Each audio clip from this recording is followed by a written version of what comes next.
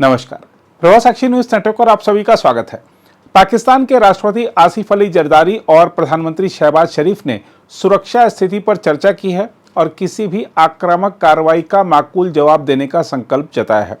पहलगाम आतंकवादी हमले के बाद भारत और पाकिस्तान के बीच तनाव बढ़ने के बाद दोनों नेताओं की यह पहली मुलाकात थी। एक आधिकारिक बयान के अनुसार दोनों नेताओं ने कहा कि पाकिस्तान अपनी क्षेत्रीय अखंडता और संप्रभुता से कभी समझौता नहीं करेगा और किसी भी आक्रामक कार्रवाई का माकूल जवाब देगा। दोनों नेताओं ने कहा कि पाकिस्तान एकजुट है और अपने सशस्त्र बलों के साथ खड़ा है, जो किसी भी खतरे या आक्रामकता का जवाब देने में सक्षम है।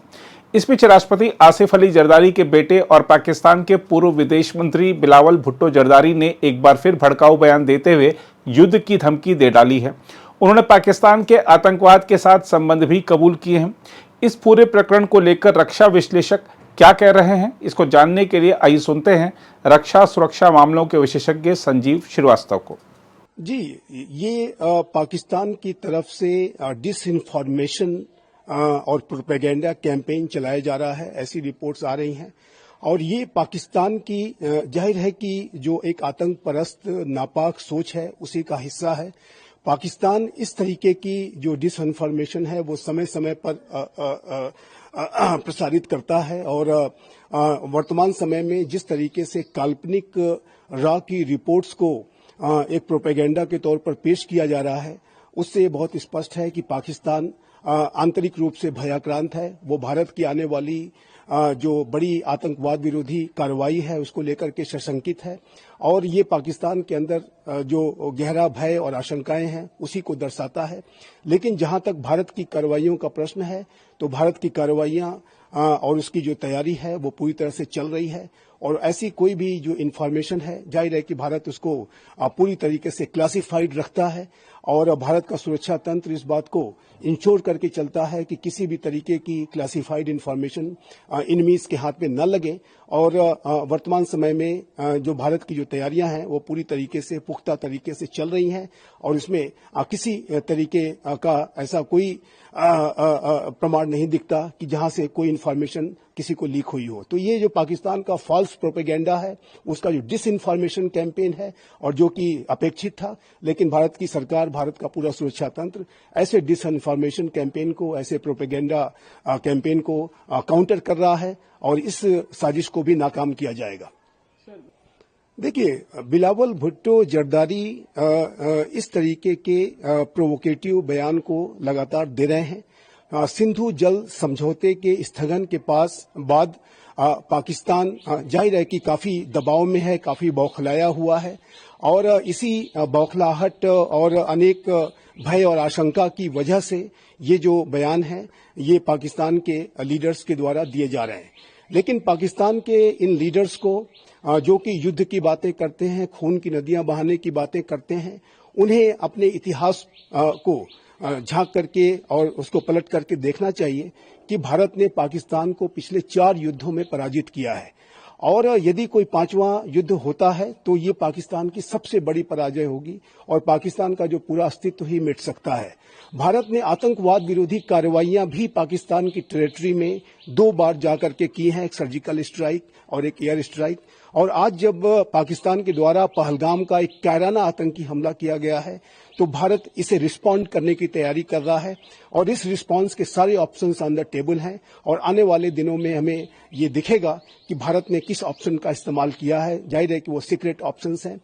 तो ये स्पष्ट रूप से दिखता है कि पाकिस्तान ने भारत के खिलाफ जो एक कायराना हरकत की है, एक प्रोवोकेटिव जो हरकतें की हैं और ऐसे बयान भी दिए जा रहे हैं, उसका माकूल जवाब पाकिस्तान के लीडर्स को आने वाले समय में मिलेगा और इस रिस्पांस की जो प्रक्रिया है वो शुरू हो चुकी है। पहले ही भारत ने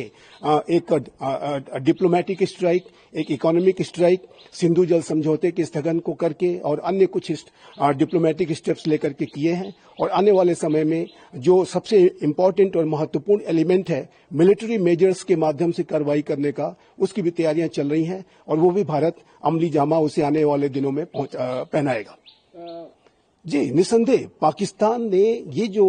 पहलगाम की कायराना हरकत की है और उसमें जिस तरीके से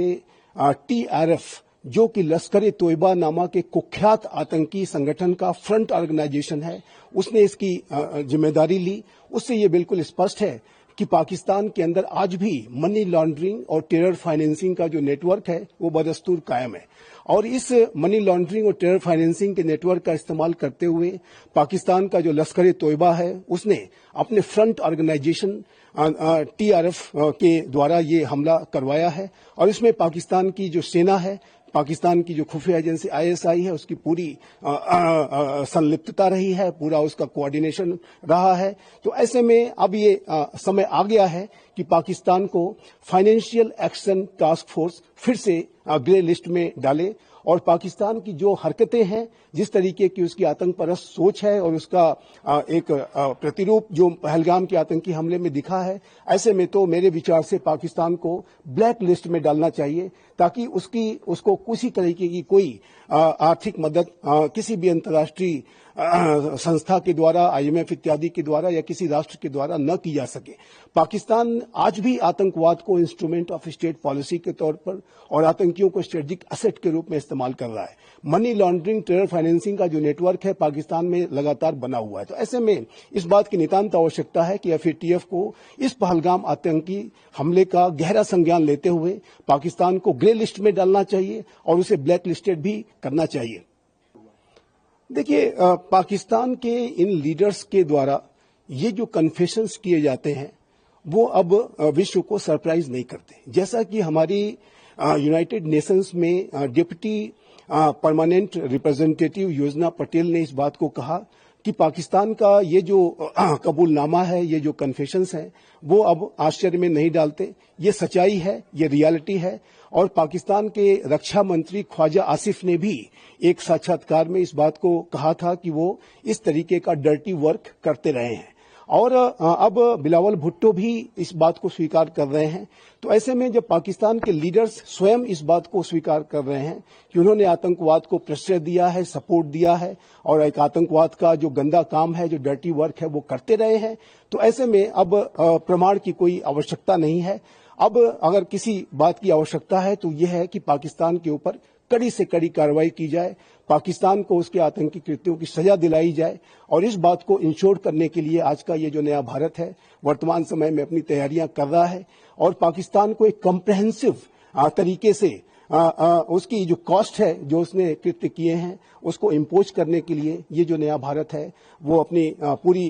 तैयारियां कर रहा है। और भारत जो कि FATF का एक बहुत ही रिस्पॉन्सिबल और अहम सदस्य है, वो इस बात की कोशिश करेगा कि पाकिस्तान को ग्रे लिस्ट में जल्द से जल्द डाला जाए और पाकिस्तान को अन्य माध्यमों से, चाहे वो डिप्लोमेटिक मेजर्स हो, चाहे वो इकोनॉमिक मेजर्स हो, चाहे वो मिलिट्री मेजर्स हो, सभी के माध्यम से पाकिस्तान के ऊपर एक कॉस्ट को इम्पोज करने की जो प्रक्रिया है वो नया भारत उसमें संलग्न है और एक कॉम्प्रहेंसिव तरीके से पाकिस्तान के ऊपर काउंटर टेररिज्म ऑपरेशंस किए जाएंगे और उसके ऊपर जो कॉस्ट है उसके आतंकी कृत्यों की वो इम्पोज की जाएगी।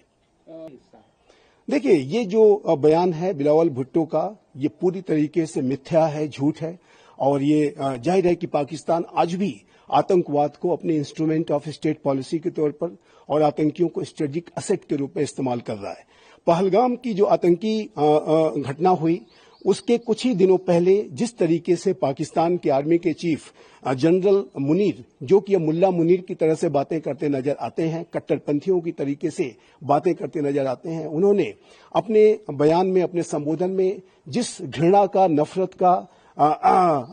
मुजाहिरा किया, उन्होंने ये बताने की कोशिश की कि हिंदू और मुस्लिम कम्युनिटी कैसे बिल्कुल भिन्न भिन्न है, भारत और पाकिस्तान कैसे बिल्कुल भिन्न भिन्न है, कभी एक नहीं हो सकते, और 2 नेशन थियरी इत्यादि की उन्होंने जो बातें की और जिस तरीके की एक नफरती जिहादी सोच को उन्होंने दर्शाया है, उससे तो ये बिल्कुल स्पष्ट है कि आज भी पाकिस्तान आतंकवाद की सोच रखता है, आतंकवाद की साजिशें रचता है। और पहलगाम की जो आतंकी घटना है वो इस बात का प्रमाण है कि पाकिस्तान आज भी आतंकियों को प्रश्रय दे रहा है, सपोर्ट दे रहा है। ये भी एक सच्चाई है कि यूनाइटेड नेशंस सिक्योरिटी काउंसिल के द्वारा डेजिग्नेटेड जितने भी ग्लोबल टेररिस्ट हैं उसमें से आधे से भी ज्यादा की संख्या अभी भी पाकिस्तान में। और भारत के अंदर आतंकी की घटनाएं किए हुए, चाहे वो हाफिज सईद हो, चाहे वो मसूद अजहर हो, या दाऊद इब्राहिम हो, या अन्य जो आतंकी हो, वो सभी पाकिस्तान के अंदर शरण लिए हुए हैं। और जाहिर है कि पाकिस्तान के